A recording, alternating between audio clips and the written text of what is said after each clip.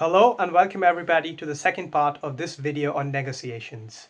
If you haven't watched the first part, I would recommend watch the first part and then come back and continue watching the second part. So in this video on negotiation, I will be talking about how you can negotiate from a position of weakness, right? So there might be situations where we might find ourselves in a position of weakness. And we might think that we do not really, we cannot really negotiate because we are at a position of weakness. And let me tell you that you can also be a good negotiator from a point of weakness. You just have to understand that the only reason you are entering this negotiation, or the customer or your counterparty, whatever the case may be, is inviting you in this negotiation is because you have some value to deliver. Keep that in mind and try to negotiate on the value rather than thinking, about your weakness. The next thing that you can keep in mind when negotiating is the 5 mistakes you can avoid when preparing for negotiations. So the first thing that might be a mistake is you have involved very few people in the negotiations. What I mean by that is you might find yourself when you're negotiating with a counterparty, you haven't considered or invited all the decision makers. You might have just invited the people, let's say the CEOs and the board of directors, but you might not have, invited the people who really are implementing or would be implementing those decisions at the ground level. So you might want to include and invite a lot of people at the beginning itself so that later on you do not find yourself, getting into a bottleneck by other decision makers. The second mistake to avoid when preparing for negotiations is having too much focus on your arguments and how you will enter the negotiations rather than on the process of the negotiation itself. So what I mean by that is you want to, think about the process of negotiation rather than your argument. And the third thing that you might want to avoid when preparing for negotiation is not thinking about the constraints of the opposite side. The fourth thing that you might want to avoid is focusing too much on the substance and not on the process. The fifth thing that you might want to avoid is being too narrowly focused on the details. So what I mean is how does this negotiation play into the broader picture, into the broader objective of the organization? You might want to think about that, sort of zoom out and think about that. All right. Then the next advice I have for you when you are going for a negotiation is, there is a technique for detecting lies in negotiations and elsewhere. And you need to get familiarized with this technique. Now, before we start with the technique, I must point out that most people don't like to lie, but they don't mind if you get deceived. So what I mean is there is a process of lying which is called lying by omitting. So let's say, we all have come across this form of lying, but let me just put it out to you so that you understand what I'm talking about. Let's say you have you're on the hiring team and you receive a resume of somebody, or rather, let me not get into that. Lying by omitting means you do not give out details which the customer or the counterparty might not be comfortable with, unless and until they obviously, dig into that. So, instead of giving out, let's say, you create a sales campaign and you basically want to omit the details.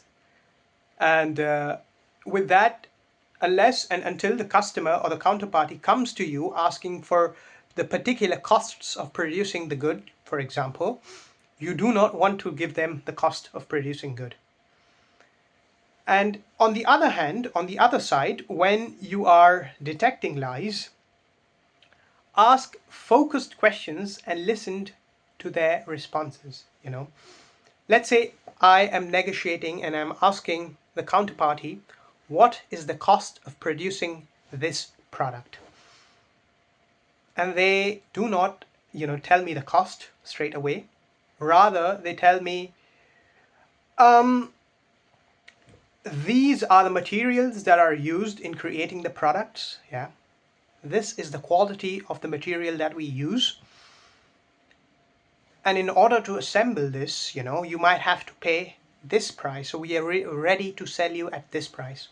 What they're trying to convey to you is they are not comfortable in sharing the cost price, the cost of manufacturing the product, or rather they are not comfortable at this stage, but they are telling you the price that they will offer you the product at.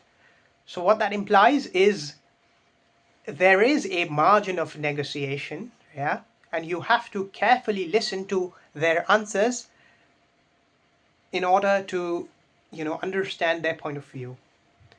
Now, the next tip that I have for you when negotiating is you might need to overcome 3 barriers for negotiations to succeed. The first, barrier can be psychological barrier. The second can be structural barrier. And the third might be tactful barrier.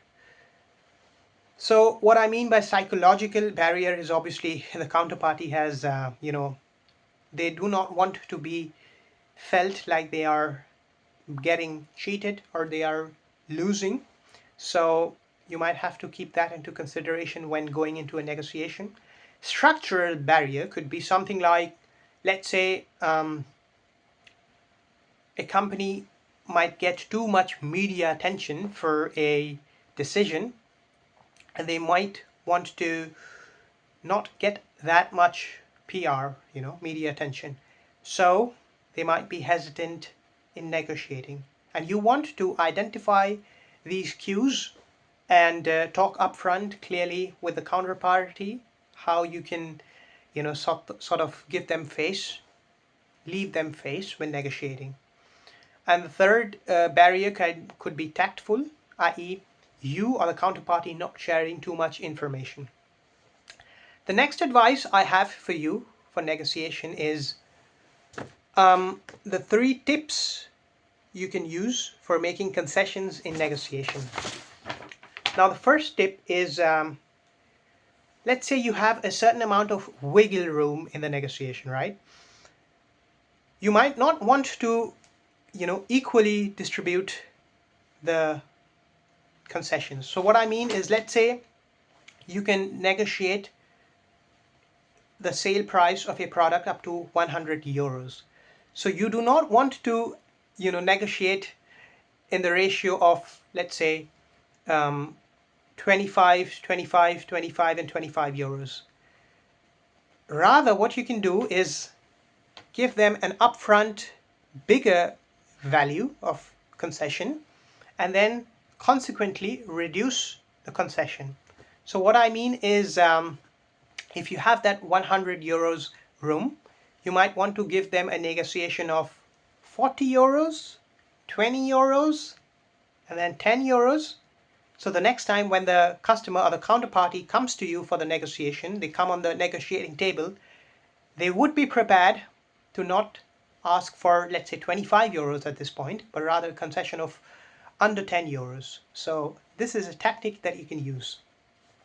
The second tip for making concession in a negotiation is you do not make too many unreciprocated concessions. So what I mean is there shouldn't be, one party that feels that they are giving everything and the other one is not reciprocating.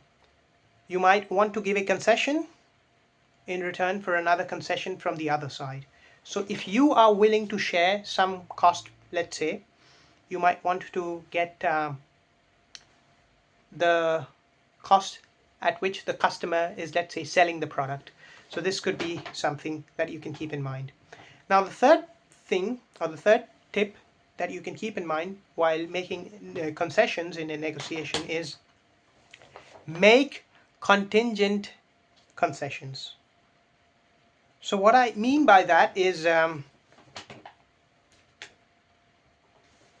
when you make a concession, make it contingent on the other side to also make a movement, right? So let's say if we move on X, right? We agree on X, the other party might want to move on a different parameter Y. So yeah, I think I will keep this video short this time, shorter. So this was the second part, and if you liked this video, obviously please support my efforts by subscribing to this channel and yeah, interacting with these videos in the form of comments or pressing that like button so that I'm motivated to make more such videos. Thank you and have a nice day. Bye.